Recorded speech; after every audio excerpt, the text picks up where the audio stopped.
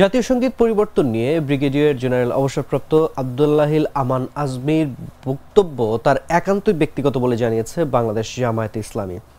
এছাড়া তিনি জামায়াতে ইসলামীর সঙ্গে সংশ্লিষ্ট কোনো ব্যক্তি নন বলেও জানিয়েছে দলটি।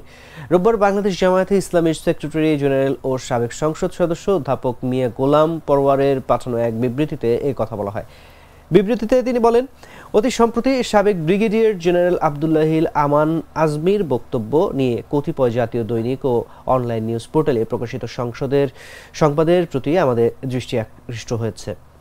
এ বিষয়ে আমাদের বক্তব্য হলো, সাবেক ব্রিগেডিয়ার জেনারেল আব্দুল্লাহিল আমান আজমি জামায়াতে ইসলামীর সঙ্গে সংশ্লিষ্ট কোনো ব্যক্তি নন।